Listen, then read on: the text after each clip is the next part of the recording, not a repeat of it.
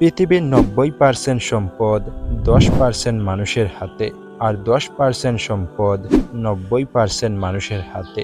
যারা পৃথিবীর ৯০% সম্পদের মালিক তারা সবাই বিজনেসম্যান। আমাদের দেশের মানুষের ব্যবসা শুরু করতে সবচেয়ে বড় প্রবলেম হলো পুঁজির অভাব। ব্যবসা শুরু করার জন্য ৩টি বিষয় জানা দরকার। নাম্বার 1, সফল হওয়ার তীব্র ইচ্ছা রাখুন। নাম্বার 2, গ্রাহকের চাহিদা বুঝুন। নাম্বার 3, আপনার পণ্য সম্পর্কে অন্যের থেকে বেশি জানুন। আমরা ব্যবসা শুরুর কথা চিন্তা করলে আমাদের মনের মধ্যে প্রশ্ন আসে, কোন ধরনের ব্যবসা শুরু করব, কোন ধরনের ব্যবসার মধ্যে রিস্ক কম।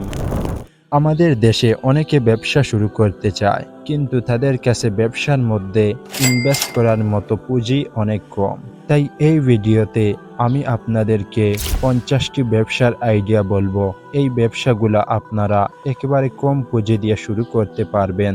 তার মধ্যে অনেকগুলা ব্যবসা এমন আছে যেগুলা শুরু করতে আপনার 1 টাকারও প্রয়োজন হবে না। তাহলে শুরু করা যাক এই 50টি ব্যবসার আইডিয়া কি কি।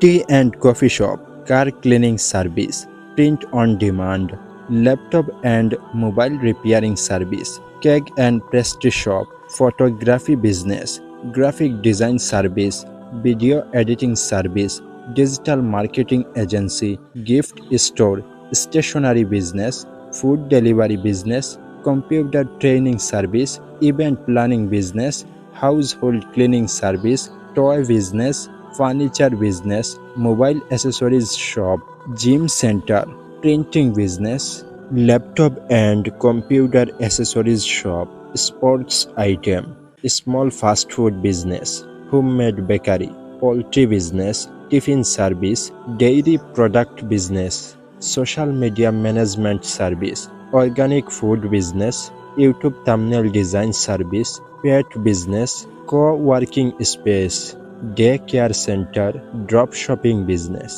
handicraft business, ice cream shop, beauty parlor, dry fruit business, travel agency, interior design, driving school, online teaching, cosmetic business, fisheries, content writing, content creation, voice over service, herbal and ayurvedic product, t-shirt business, logo design service।